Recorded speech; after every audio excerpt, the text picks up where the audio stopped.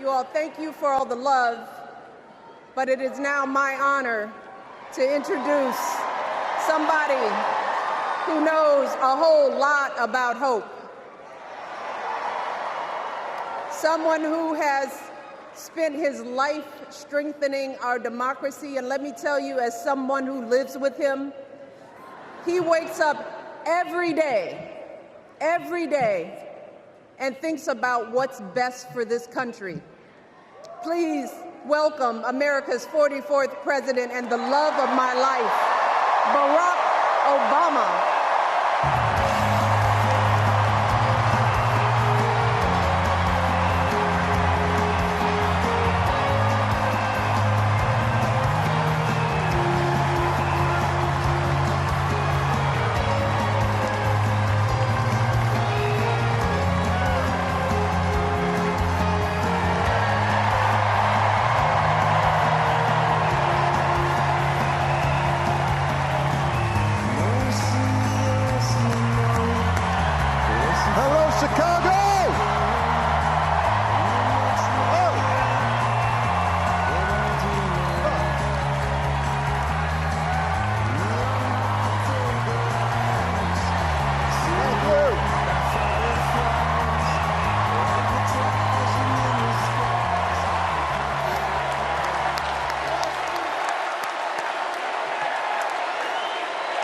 Thank you. Thank you, everybody. Thank you.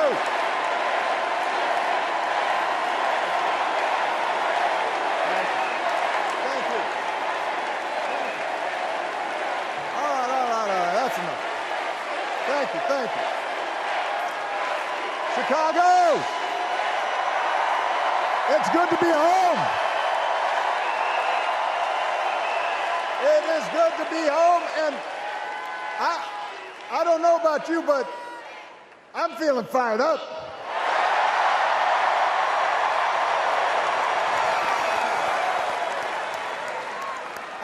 I am feeling ready to go.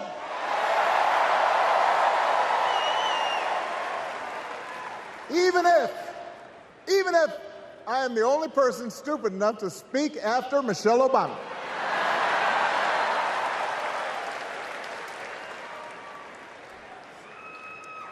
I am feeling hopeful because this convention has always been pretty good to kids with funny names who believe in a country where anything is possible. Because we have a chance to elect someone who has spent her entire life trying to give people the same chances America gave her. Someone who sees you and hears you and will get up every single day and fight for you. The next president of the United States of America, Kamala Harris.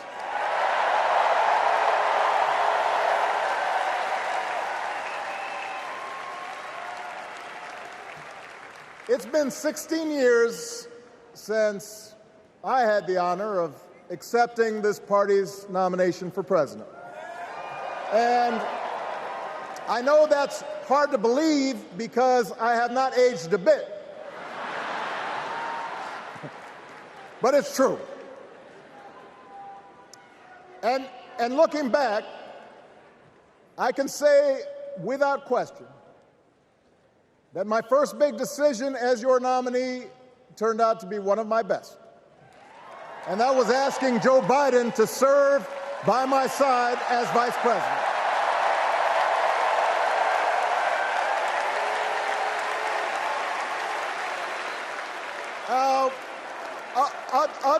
Other than some common Irish blood, Joe and I come from different backgrounds, but we became brothers. And as we worked together for 8, sometimes pretty tough years, what I came to admire most about Joe wasn't just his smarts, his experience. It was his empathy and his decency and his hard-earned resilience, his unshakable belief that everyone in this country deserves a fair shot.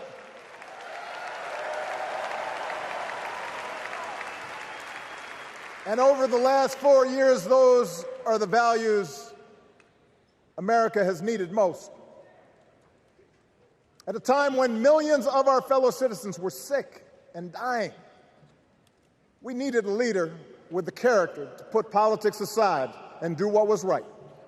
At a time when our economy was reeling, we needed a leader with the determination to drive what would become the world's strongest recovery. 15 million jobs, higher wages, lower health care costs. At a time when the other party had turned into a cult of personality, we needed a leader who was steady and brought people together and was selfless enough to do the rarest thing there is in politics, putting his own ambition aside for the sake of the country.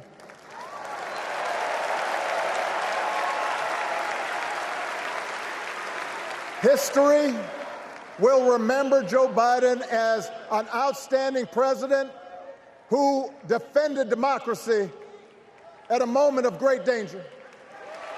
And I am proud to call him my president, but I am even prouder to call him my friend.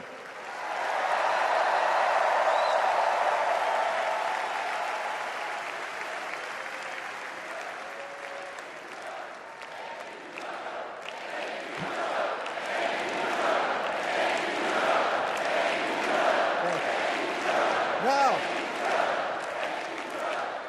the torch has been passed. Now it is up to all of us to fight for the America we believe in.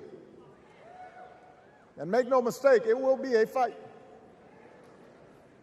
For all the incredible energy we've been able to generate over the last few weeks, for all the rallies and the memes,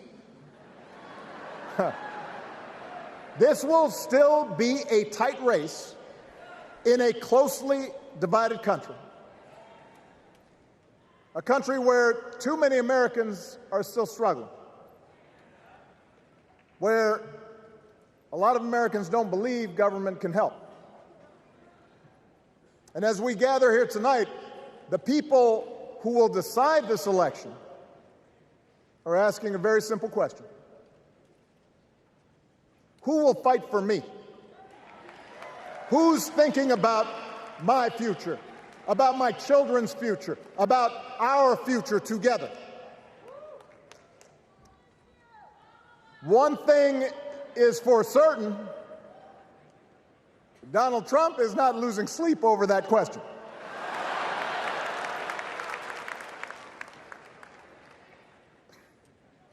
Here's a 78-year-old billionaire who has not stopped whining about his problems since he rode down his golden escalator 9 years ago. It has been a constant stream of gripes and grievances that's actually been getting worse now that he's afraid of losing to Kamala. There's the childish nicknames, the crazy conspiracy theories, this weird obsession with crowd sizes.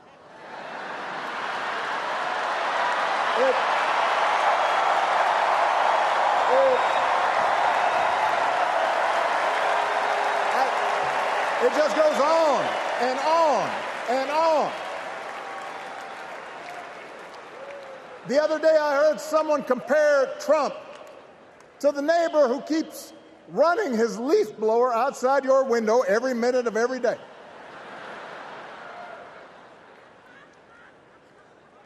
Now, from a neighbor, that's exhausting. From a president, it's just dangerous.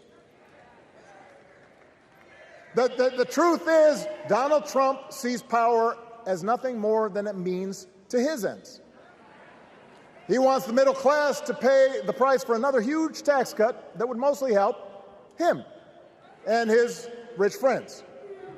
He killed a bipartisan immigration deal written in part by one of the most conservative Republicans in Congress, that would have helped secure our southern border, because he thought trying to actually solve the problem would hurt his campaign. He doesn't. Do not boo. Vote.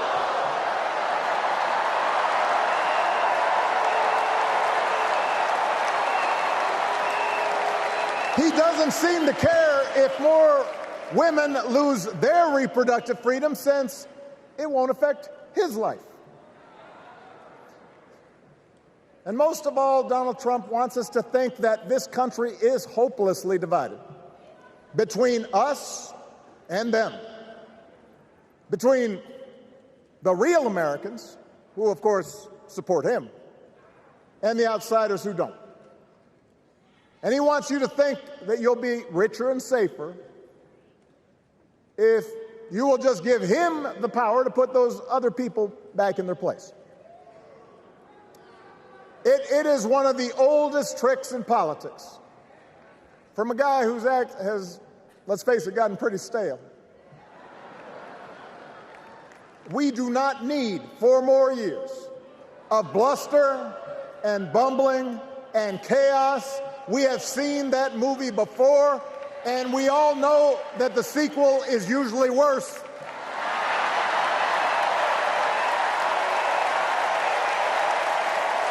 America's ready for a new chapter.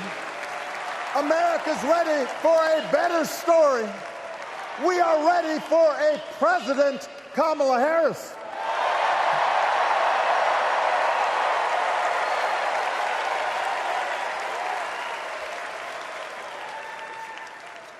And Kamala Harris is ready for the job.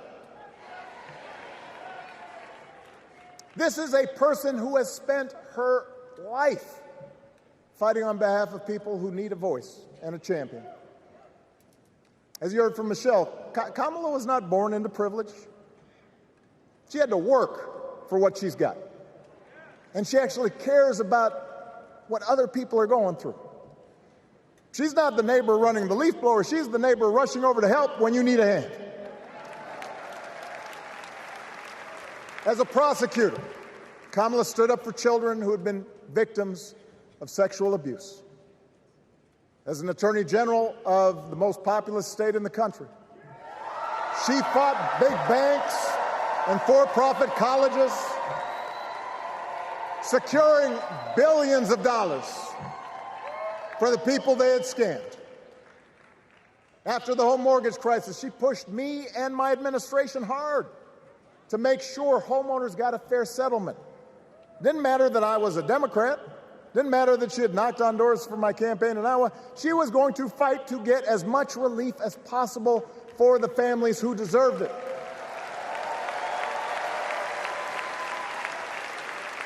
As vice president, she helped take on the drug companies to cap the cost of insulin, lower the cost of health care, give families with kids a tax cut. And she is running for president with real plans to lower costs even more and protect Medicare and Medicaid, and sign a law to guarantee every woman's right to make her own health care decisions.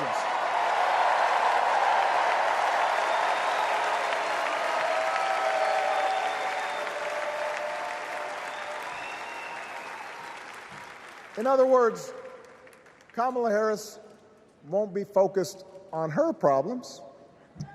She'll be focused on yours.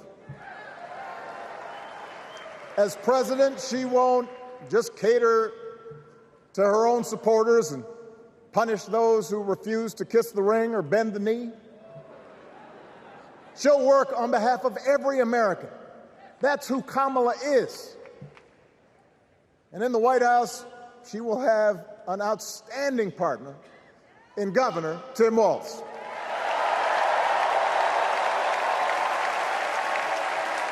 Let me tell you something.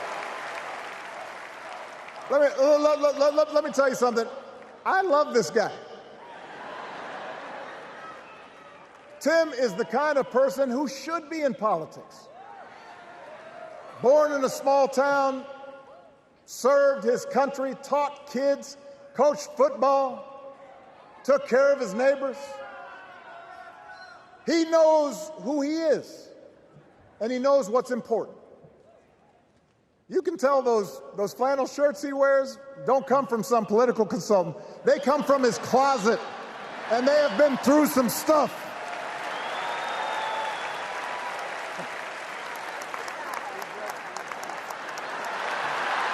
They have been through some stuff. That's right.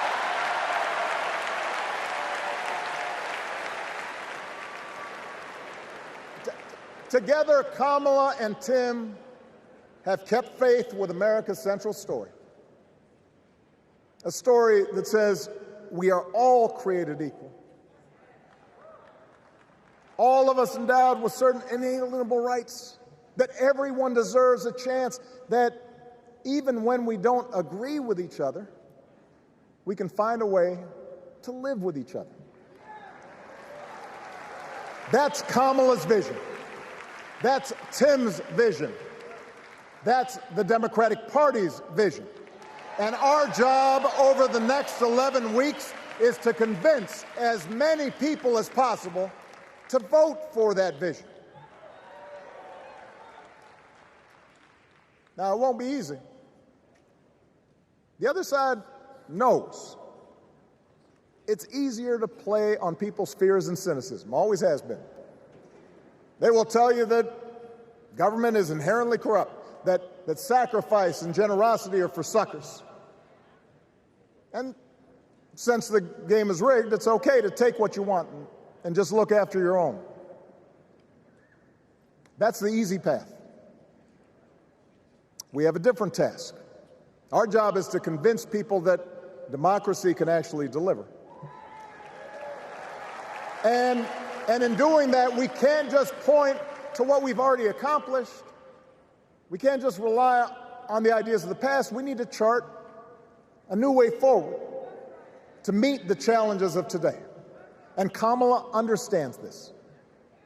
She knows, for example, that if we want to make it easier for more young people to buy a home, we need to build more units and clear away some of the outdated laws and regulations that made it harder to build homes for working people in this country. That is a priority, and she's put out a bold new plan to do just that.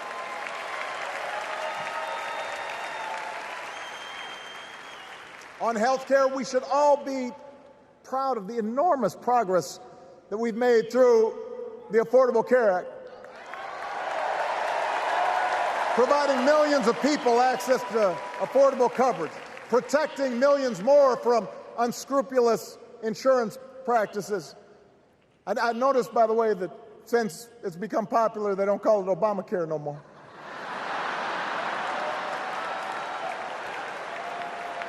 But Kamala knows we can't stop there, which is why she'll keep working to limit out-of-pocket costs. Kamala knows that if we want to help people get ahead, we need to put a college degree within reach of more Americans. But she also knows college shouldn't be the only ticket to the middle class. We need to follow the lead of governors like Tim Walz, who said, if you've got the skills and the drive, you shouldn't need a degree to work for state government.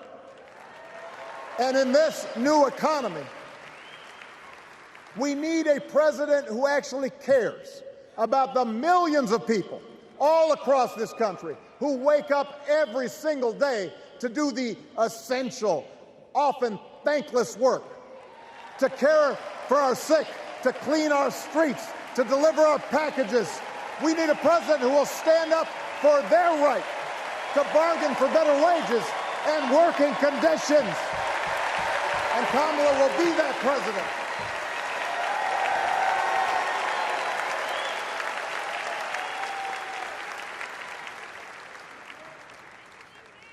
Yes, she can.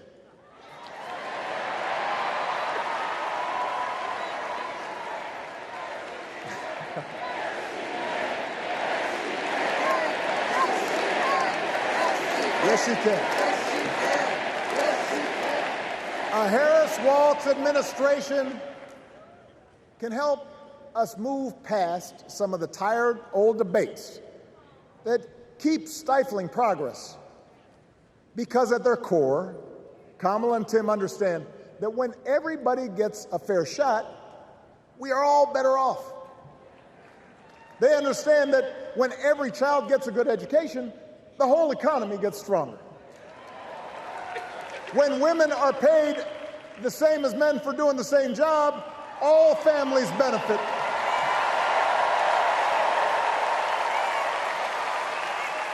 They understand that we can secure our borders without tearing kids away from their parents, just like we can keep our streets safe while also building trust between law enforcement and the communities they serve and eliminating bias. That will make it better for everybody.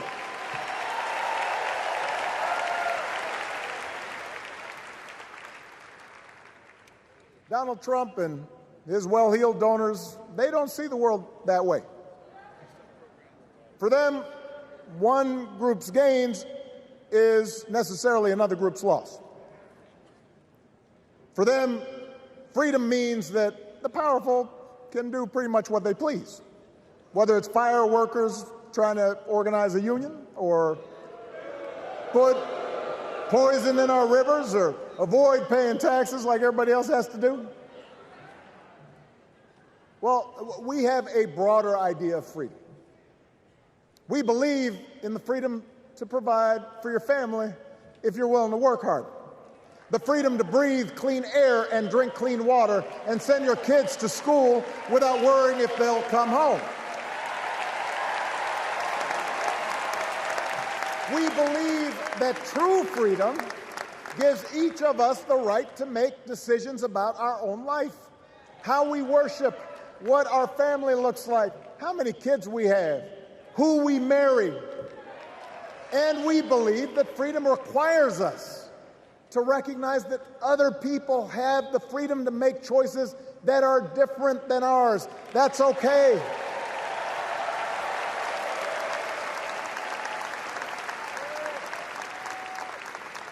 That's the America Kamala Harris and Tim Walz believe in. An America where we, the people, includes everyone. Because that's the only way this American experiment works. And despite what our politics might suggest, I think most Americans understand that. Democracy isn't just a bunch of abstract principles and dusty laws in some book somewhere. It's the values we live by. It's the way we treat each other, including those who don't look like us, or pray like us, or see the world exactly like we do.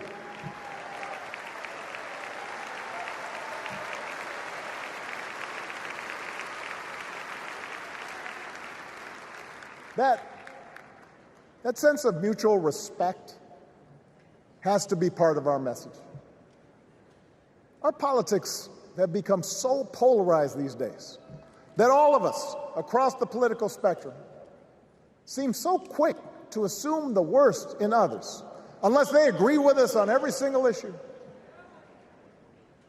We start thinking that the only way to win is to scold and shame and out-yell the other side. And after a while, regular folks just tune out, or they don't bother to vote. Now, that approach may work for the politicians who just want attention and thrive on division, but it won't work for us. To make progress on the things we care about, the things that really affect people's lives, we need to remember that we've all got our blind spots and contradictions and prejudices, and that if we want to win over those who aren't yet ready to support our candidates, we need to listen to their concerns and maybe learn something in the process. After all, if a parent or grandparent occasionally says something that makes us cringe, We don't automatically assume they're bad people. We recognize that the world is moving fast, that they need time and maybe a little encouragement to catch up. Our fellow citizens deserve the same grace we hope they'll extend to us.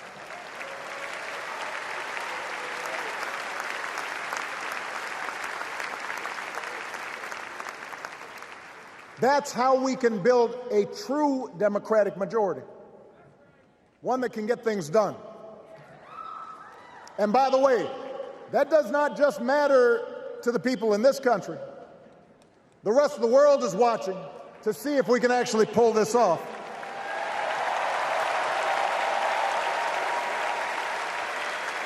No nation, no society has ever tried to build a democracy as big and as diverse as ours before. One that includes people that over decades have come from every corner of the globe. One where our allegiances and our community are defined not by race or blood, but by a common creed. And that's why when we uphold our values, the world's a little brighter. When we don't, the world's a little dimmer. And dictators and autocrats feel emboldened. And over time, we become less safe. We shouldn't be the world's policemen, and we can't eradicate every cruelty and injustice in the world. But America can be and must be a force for good. Discouraging conflict, fighting disease, promoting human rights, protecting the planet from climate change, defending freedom, brokering peace. That's what Kamala Harris believes, and so do most Americans.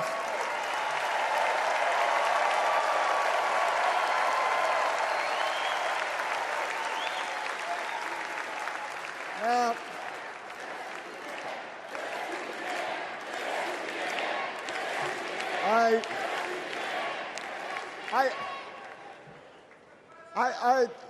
I know these ideas can feel pretty naive right now. We live in a time of such confusion and rancor, with a culture that puts a premium on things that don't last. Money, fame, status, likes. We chase the approval of strangers on our phones. We build all manner of walls and fences around ourselves, and then we wonder why we feel so alone. We don't trust each other as much because we don't take the time to know each other. And in that space between us, politicians and algorithms teach us to caricature each other and troll each other and fear each other. But here's the good news, Chicago. All across America, in big cities and small towns, away from all the noise, the ties that bind us together are still there. We still coach Little League and look out for our elderly neighbors. We still feed the hungry in churches and mosques and synagogues and temples. We share the same pride when our Olympic athletes compete for the gold. Because the vast majority of us do not want to live in a country that's bitter and divided. We want something better. We want to be better. And the joy and the excitement that we're seeing around this campaign tells us we're not alone. You know, I've spent a lot of time thinking about these past few months because, as Michelle mentioned, this summer we lost her mom, Ms. Marion Robinson. And I don't know that anybody has ever loved their mother-in-law any more than I love mine. Mostly it's because she was funny and wise and the least pretentious person I knew. That, and she always defended me with Michelle when I messed up. I'd hide behind her.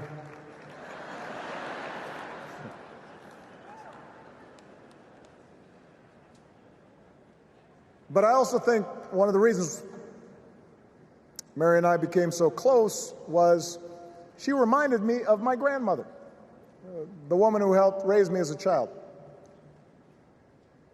And on the surface, the two of them did not have a lot in common. One was a black woman from right here, south side of Chicago, right down the way. Went to Englewood High School. The other was a little old white lady born in a tiny town called Peru, Kansas. Now, I know there aren't that many people from Peru.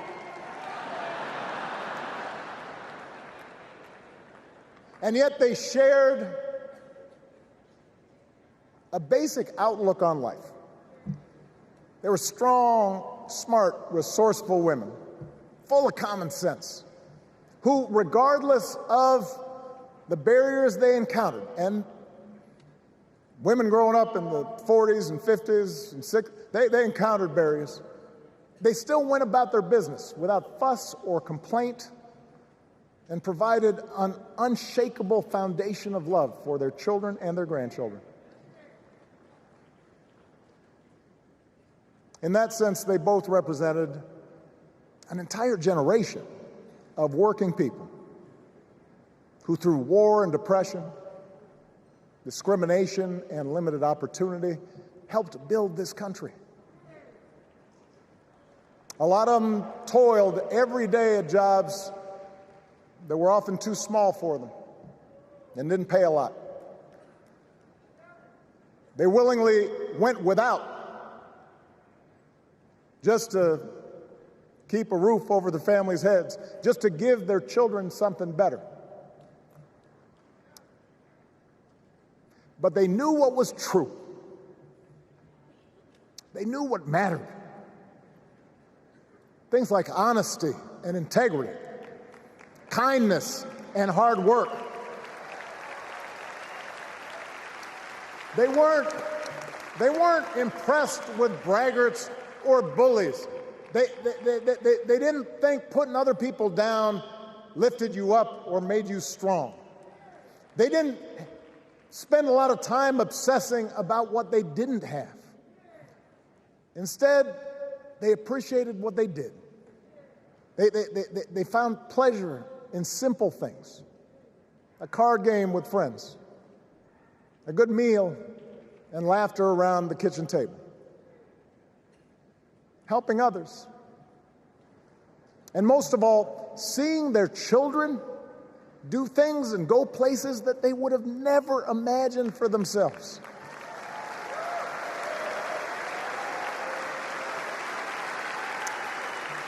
Whether you are a Democrat or a Republican or somewhere in between, we have all had people like that in our lives. People like Kamala's parents, who crossed oceans because they believed in the promise of America. People like Tim's parents, who taught him about the importance of service. Good, hard-working people who weren't famous or powerful, but who managed in countless ways to leave this country just a little bit better than they found it.